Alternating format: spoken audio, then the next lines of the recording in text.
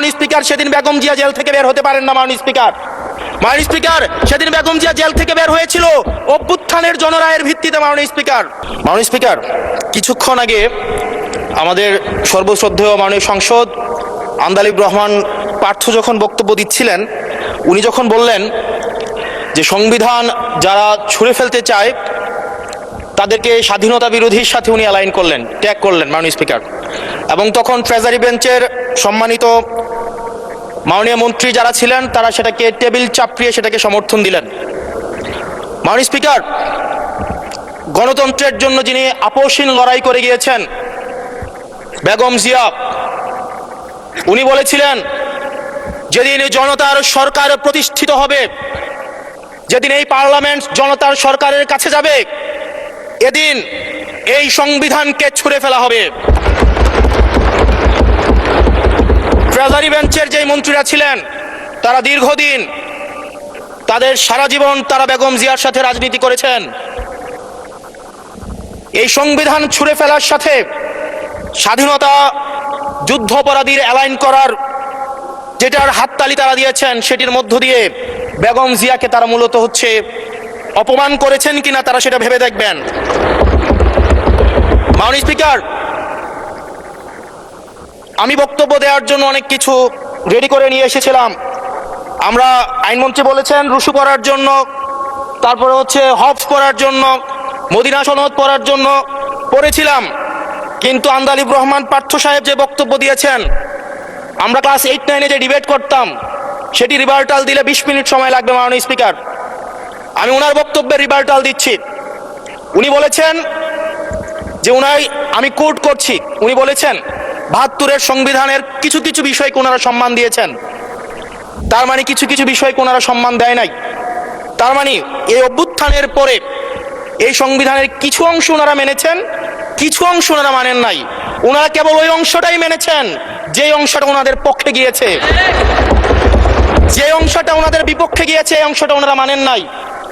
মাননীয় স্পিকার, এই ধরনের প্রকৃতি সম্পন্ন যারা আছে বাংলাদেশের পার্লামেন্ট, যারা দেখছেন তারা সিদ্ধান্ত নেবেন।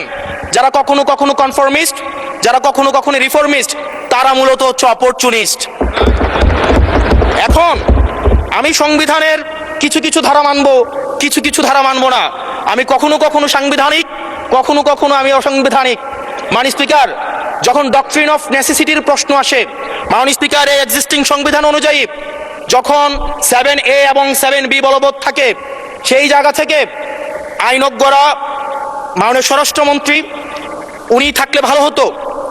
ডক্ট্রিন অফ নেসেসিটি মাননীয় স্পিকার 48-3 অনুযায়ী রাষ্ট্রপতি সুপ্রিম কোর্টের মাধ্যমে একটা এই 106-এর অ্যাডভাইজরি একটা রুল আছে। মাননীয় স্পিকার, এই অ্যাডভাইজরি রুলের মাধ্যমে সংবিধানের ফান্ডামেন্টাল কোনো বিষয় কম্প্রোমাইজ করা যায় না।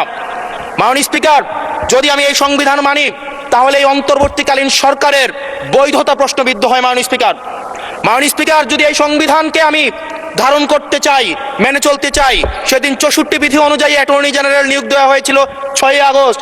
মাননীয় স্পিকার, এই সংসদে প্রশ্ন রাখতে চাই, তৎকালীন বর্তমান রাষ্ট্রপতি চুপ্পু, তখন বলা হয়েছে অ্যাটর্নি জেনারেল নিয়োগ দেওয়ার ক্ষেত্রে প্রধানমন্ত্রীর সাথে আলোচনা করতে হবে।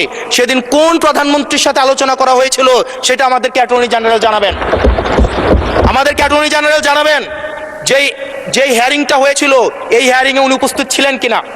তখনকার সময় যিনি প্রধান বিচারপতি ছিলেন ওবায়দুল হক, তিনি তখন কোথায় ছিলেন, সেই রায়ের কপিটা আমরা দেখতে চাই। মাননীয় স্পিকার, আপনি যখন বেগম জিয়াকে 6 আগস্ট সর্বপ্রথম ছাত্র জনতা যখন সিদ্ধান্ত নিয়েছিল আর এক মুহূর্ত বেগম জিয়াকে কারাগারে থাকতে দিবে না, বেগম জিয়াকে রাষ্ট্রপতির আদেশের মধ্য দিয়ে বেগম জিয়াকে সেদিনই কারাগার থেকে যেই জুলুমের মধ্যে রাখা হয়েছিল সেটা থেকে ছাত্র জনতার রায়ের মধ্য দিয়ে সেখান থেকে বের করে আনা হয়েছিল। মাননীয় স্পিকার, যদি এই সংবিধানকে বাইবেল ধরে নেই, এই সংবিধানকে যদি গসপেল ধরে নেই, এই গসপেলের পুরোহিত অনুযায়ী যেভাবে ভ্যাটিকান সিটি চলে সেটা যদি আমরা ধরে নেই, তাহলে মাননীয় স্পিকার সেদিন বেগম জিয়া জেল থেকে বের হতে পারেন না। মাননীয় স্পিকার, সেদিন বেগম জিয়া জেল থেকে বের হয়েছিল অভ্যুত্থানের জনরায়ের ভিত্তিতে। মাননীয় স্পিকার,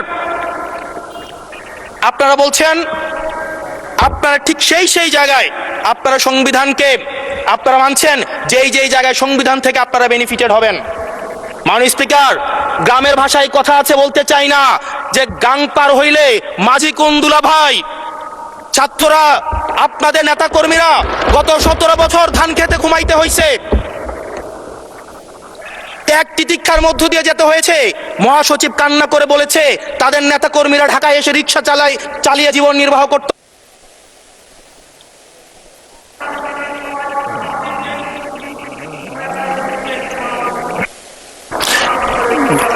এক মিনিট বলেন। মাননীয় স্পিকার, আজকে দেখেন, আজকে লক্ষ লক্ষ নেতা কর্মী তাদের রক্ত দিয়েছে। ফ্যাসিবাদ বিরোধী প্রত্যেকটি রাজনৈতিক দল, কোন রাজনৈতিক দলকে বিশেষভাবে আমি আলাদা করতে চাই না, ফ্যাসিবাদ বিরোধী প্রত্যেকটি রাজনৈতিক দলের রক্ত, শ্রম, ঘামের মধ্য দিয়ে এই হাসিনার পতন হয়েছে। এই হাসিনার পতনের পরে যখন জনরায়, মাননীয় স্পিকার, যখন জনরায় কখনো ক্যাতাবায়ের কাছে মাথা নত করে না। এটা ভ্যাটিকান সিটি নয় যে গসপেল অনুযায়ী হচ্ছে দেশ পরিচালিত হবে। 68% জনগণ তারা সিদ্ধান্ত জানিয়ে দিয়েছে এই সংবিধানের যেই বেসিক স্ট্রাকচারাল জায়গায় কোন জায়গাগুলোতে রিফরমেশন আনতে হবে। মাননীয় স্পিকার, আন্দালিব রহমান পার্থ সাহেব বলেছেন যে অর্ডারে নাকি হচ্ছে